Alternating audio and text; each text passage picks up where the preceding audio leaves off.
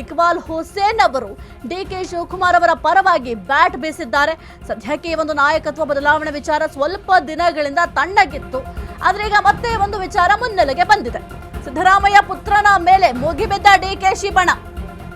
ಬಹಿರಂಗವಾಗಿಯೇ ಸಿಎಂ ಸಿದ್ದು ಟೀಮ್ಗೆ ವಾರ್ನಿಂಗ್. ನಿನ್ನೆ ಎಚ್.ಸಿ. ಬಾಲಕೃಷ್ಣ, ಇಂದು ಇಕ್ಬಾಲ್ ಹುಸೇನ್, ಮನವಿ ಮಾಡ್ತೇನೆ, ನಮ್ಮನ್ನ ಪ್ರವೋಕ್ ಮಾಡಬೇಡಿ. ತಂದೆ ಪರ ಪದೇ ಪದೇ ಈ ರೀತಿಯ ಹೇಳಿಕೆ ಸರಿಯಲ್ಲ. ಬೆಂಗಳೂರಿನಲ್ಲಿ ಶಾಸಕ ಇಕ್ಬಾಲ್ ಹುಸೇನ್ ಶಾಕಿಂಗ್ ಮಾತುಗಳಿದ್ದು. ಈ ಹಿಂದೆ ಮಾತನಾಡಿದ್ದಕ್ಕೆ ನನಗೆ ನೋಟಿಸ್ ಕೊಟ್ಟಿದ್ರು. ಯತೀಂದ್ರಗೆ ನೋಟಿಸ್ ಕೊಟ್ಟಿಲ್ಲ, ಯಾಕೆ ಅಂತ ಕೇಳಲಾಗಲ್ಲ. ನನಗೆ 10 ನೋಟಿಸ್ ಕೊಟ್ರು, ಒಂದೇ ಉತ್ತರ ನೀಡೋದು. ನಾನು ಡಿಸಿಎಂ ಡಿಕೆ ಶಿವಕುಮಾರ್ ಪರ, ಅವರಿಗೆ ನನ್ನ ವೋಟು. ಡಿಕೆ ಪರ ಖಡಕ್ ಹೇಳಿಕೆಯನ್ನು ಇಕ್ಬಾಲ್ ಹುಸೇನ್ ಅವರು ಕೊಟ್ಟಿದ್ದಾರೆ.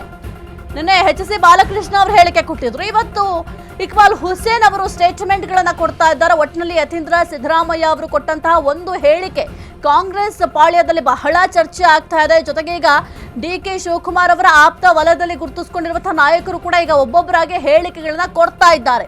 ಈ ಕುರಿತು ಹೆಚ್ಚಿನ ಮಾಹಿತಿ ನೀಡ್ತಾರೆ ನಮ್ಮ ಪ್ರತಿನಿಧಿ ದೀಪಾ ಕುಕ್ವಾಡ. ದೀಪಾ, ಸದ್ಯಕ್ಕೆ ಇಷ್ಟು ದಿನ ಸ್ವಲ್ಪ ಮಟ್ಟಿಗೆ ಒಂದು ನಾಯಕತ್ವ ಬದಲಾವಣೆ ವಿಚಾರ ಅಷ್ಟರ ಮಟ್ಟಿಗೆ ಚರ್ಚೆ ಆಗ್ತಿರಲಿಲ್ಲ, ಸ್ವಲ್ಪ ತಣ್ಣಗಾಗಿತ್ತು. ಯಾಕೆಂತಂದ್ರೆ ಹೈಕಮಾಂಡ್ ಕೂಡ ಸ್ಪಷ್ಟವಾಗಿ ಸೂಚನೆ ಕೊಟ್ಟಿತ್ತು, ಸಿಎಂ ಡಿಸಿಎಂ ಇಬ್ರು ಕೂಡ ಸೂಚನೆಯನ್ನ ಕೊಟ್ಟಿದ್ರು. ಆದ್ರೆ ಪ್ರತಿ ಬಾರಿಯೂ ಕೂಡ ಯತೀಂದ್ರ ಸಿದ್ದರಾಮಯ್ಯ ಅವರು ಈ ಒಂದು ವಿಚಾರವಾಗಿ ಮಾತನಾಡ್ತಾ ಇದ್ದಾರೆ. ಹಾಗಾಗಿ ಸಾಕಷ್ಟು ನಾಯಕರು ಕೂಡ ಈ ಒಂದು ವಿಚಾರವಾಗಿ ಧ್ವನಿ ಎತ್ತುವ ಕೆಲಸ ಮಾಡ್ತಾ ಇದ್ದಾರೆ. ಡಿಕೆ ಶಿವಕುಮಾರ್ ಅವರ ಪರವಾಗಿ ಬ್ಯಾಟ್ ಕೂಡ ಬೀಸ್ತಾ ಇದ್ದಾರೆ. ಈಗಲಾದ್ರೂ ನೋಟಿಸ್ ಕೊಡುತ್ತಾ ಹೇಗೆ ಅಂತ ದೀಪಾ? ಸಾಹಿತ್ಯ ಯತೀಂದ್ರ ಅವರ ಹೇಳಿಕೆ ಬೆನ್ನಲ್ಲೇ ಡಿಕೆ ಶಿವಕುಮಾರ್ ಬೆಂಬಲಿತ ಶಾಸಕರುಗಳೇನಿದ್ದಾರೆ ಎಲ್ಲರೂ ಕೂಡ ಸಿಡಿದಿದ್ದಿರುವಂತಹದ್ದು. ಪ್ರಮುಖವಾಗಿ ಡಿಕೆ ಶಿವಕುಮಾರ್ ಈ ಬಾರಿಯೇ ಸಿಎಂ ಆಗಬೇಕು ಅನ್ನುವಂತಹ ನಿಟ್ಟಿನಲ್ಲಿ ಒಂದಿಷ್ಟು ಬ್ಯಾಟ್ ಬೀಸ್ತಾ ಇದ್ದಾರೆ. ಇವತ್ತು ಇಕ್ಬಾಲ್ ಹುಸೇನ್ ಅವರು ಕೂಡ ಅದನ್ನೇ ಮಾತನಾಡಿರುವಂತಹದ್ದು.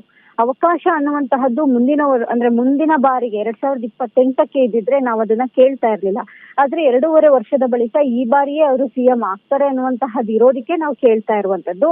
ಇದ್ರ ಜೊತೆಗೆ ಪದೇ ಪದೇ ಯತೀಂದ್ರ ಅವರು ತಂದೆಯ ಪರ ಮಾತನಾಡುವಂತಹದ್ದು ಸರಿ ಅಲ್ಲ. ಯಾಕಂದ್ರೆ ನಾನು ಶಾಸಕ, ಅವರು ಕೂಡ ಪರಿಷತ್ನ ಸದಸ್ಯರಾಗಿದ್ದಾರೆ.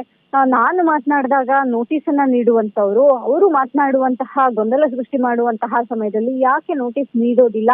ಆ ನೋಟಿಸ್ ನೀಡುವವರೇ ಇದನ್ನೆಲ್ಲವನ್ನು ಕೂಡ ನೋಡ್ಬೇಕು. ಅವ್ರಿಗೆ ಯಾಕೆ ನೋಟಿಸ್ ಕೊಟ್ಟಿಲ್ಲ ಅನ್ನುವಂತಹದನ್ನ ನಾನು ಕೇಳೋದಿಕ್ಕೆ ಬರೋದಿಲ್ಲ. ಆದ್ರೆ ನಮ್ದು ಒಂದೇ ಉದ್ದೇಶ, ಡಿಕೆ ಶಿವಕುಮಾರ್ ಸಿಎಂ ಆಗಬೇಕು ಅನ್ನುವಂತಹ ನಿಟ್ಟಿನಲ್ಲಿ ಒಂದು ಹೇಳಿಕೆಯನ್ನ ನೀಡಿರುವಂತದ್ದು. ಜೊತೆಗೆ ಆ ಮಾತಿನ ನಡುವೆ ಅವರು ಮತ್ತೊಂದು ಬಾಂಬ್ ಸಿಡ್ಸಿರುವಂತದ್ದು. 80ರಿಂದ 90 ಜನ ಅದನ್ನೇ ಅಪೇಕ್ಷೆ ಪಡಿಸಿದ್ದಾರೆ ಅನ್ನುವಂತಹ ನಿಟ್ಟಿನಲ್ಲಿ ಆ ಒಂದು ಮಾತನ್ನು ಕೂಡ ಹೇಳಿರುವಂತದ್ದು. ಹಾಗಾಗಿ 90 ಜನ ಶಾಸಕರು ಡಿಕೆ ಶಿವಕುಮಾರ್ ಪರವಾಗಿ ಇದ್ದಾರಾ ಅನ್ನುವಂತಹ ಪ್ರಶ್ನೆಯನ್ನು ಕೂಡ ಅವರ ಮಾತಿನ ಮೂಲಕ ಉಲ್ಲೇಖ ಆಗ್ತಾ ಇದೆ. ಹೀಗಾಗಿ ಇವತ್ತಿನ ಇಕ್ಬಾಲ್ ಹುಸೇನ್ ಅವರ ಹೇಳಿಕೆ ಏನಿದೆ ಅದು ದೊಡ್ಡ ಮಟ್ಟಿನ ಚರ್ಚೆಗೂ ಕೂಡ ಗ್ರಾಸ ಆಗಿದೆ. ಸಾಹಿತ್ಯ. ಓಕೆ, ಥ್ಯಾಂಕ್ ಯು ದೀಪಾ ನಿಮ್ಮೆಲ್ಲ ಮಾಹಿತಿಗಾಗಿ.